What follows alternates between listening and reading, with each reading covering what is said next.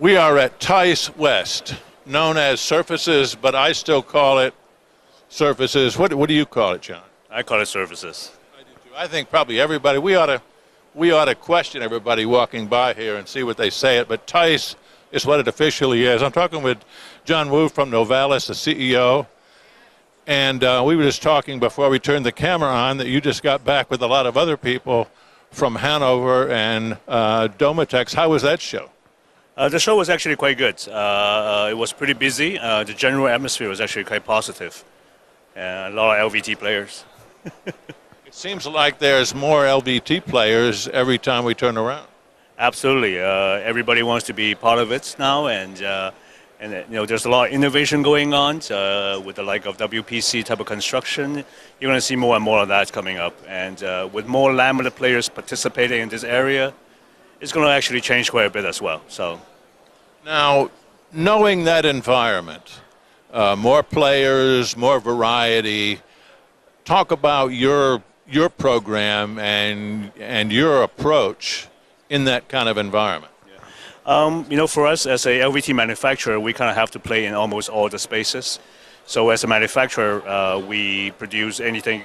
A true LVT manufacturer, you produce anything from a dry bag LVT to a click LVT and to loose lay LVT and now to WPC construction LVT, and we play in all that arena and offer a full production line full line of products to our customers, and at the same time, continue to innovate in technology, continue to innovate in design.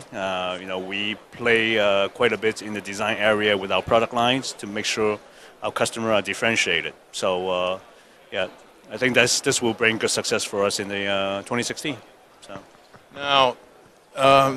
It seems to me LVT, as you had mentioned, is the hottest product, not only here, but in Asia, in Europe, and it would seem like it was a relatively fast move for that to happen. Is that just the attributes of the product? Is that why so quickly it became such a hot item?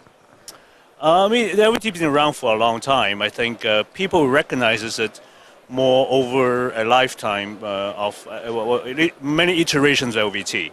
I always give credit to Congolium for having Dura ceramic and Dura stone in the beginning, and then for Metro 4 for having a connector type of product, which brings in loose lay tile.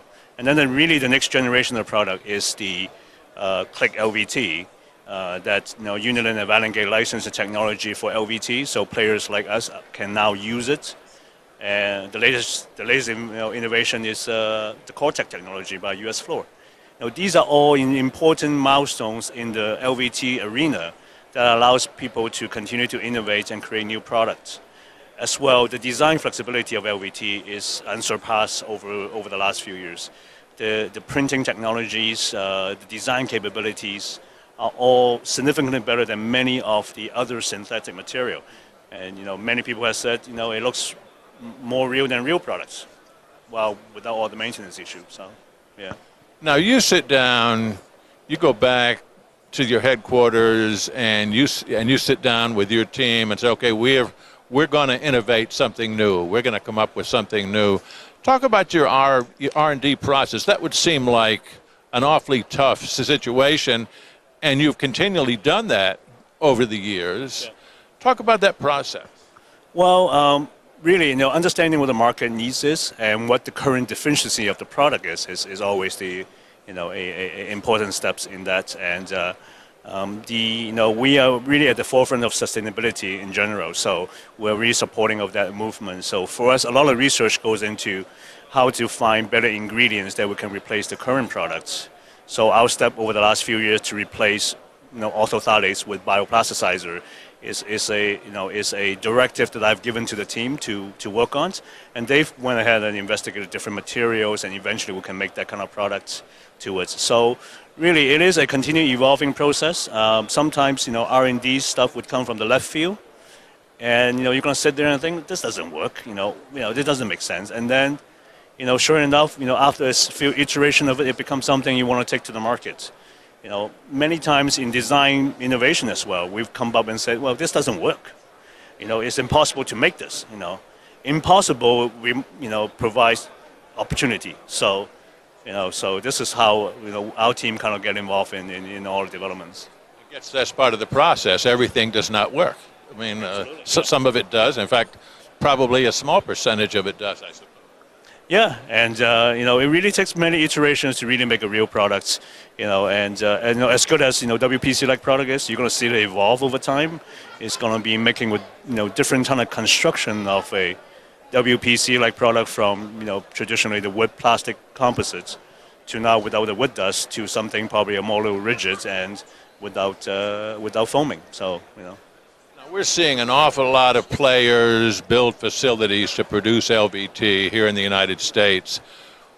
What do you see happening to the category 5-10 years down the road? 5-10 years is hard to predict right now. With Mohawk announcing a new investment, at least indicate whatever is here is already sold out its capacity in a very short period of time. So, but really is again the innovations of the product that will bring continuous success. So, every company really need to spend more time on R&D and less time on selling. Keep thinking about what is the next product. LVT is not in its final form.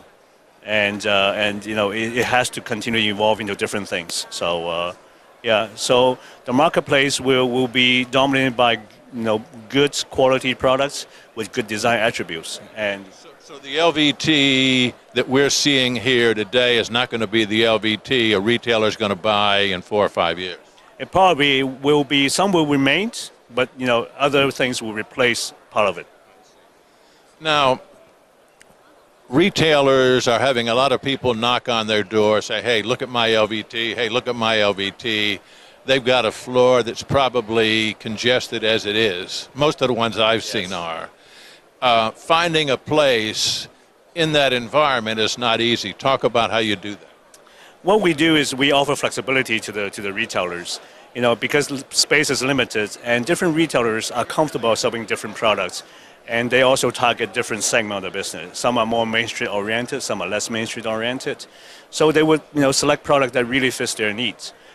We have kind of a merchandising system that allows them to handpick what they like, and very easy to take up the space to put the program together specifically for that retailer. So I think that flexibility is how we go to market with.